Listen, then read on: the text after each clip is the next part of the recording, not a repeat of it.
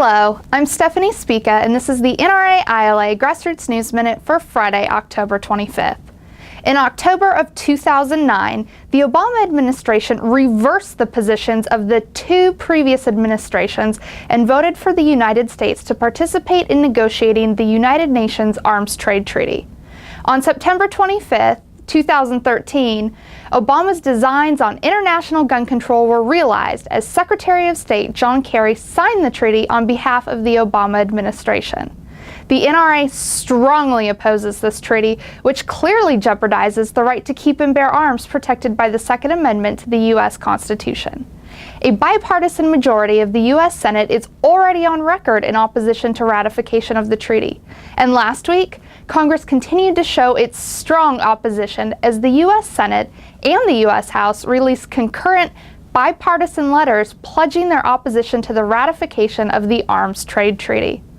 Senator Moran led a bipartisan group of 50 U.S. senators in reiterating to President Obama that the Senate overwhelmingly opposes the ratification of the treaty and will not be bound by its obligations. In the letter to the president, the senators outlined 6 reasons why they will not give advice and consent to the treaty and are therefore not bound to uphold its object and purpose. Once a treaty has been signed, it normally remains available for the Senate to ratify in perpetuity unless a later president withdraws from it. This means that American gun owners must remain vigilant in ensuring that this treaty is never ratified. As important as these letters are, they are not the end of the story. The administration has implied that it can implement the treaty through its existing authorities and without new appropriations.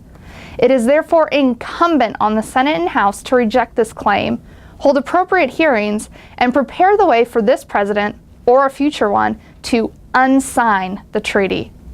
NRA applauds those members of Congress who signed these letters and reaffirm their commitment to stand by the Second Amendment and America's millions of law-abiding gun owners by opposing the UN treaty. The NRA will continue to work with our allies in Congress to ensure the treaty remains unratified. For more updates on this story and other important alerts, please be sure to visit www.nraila.org.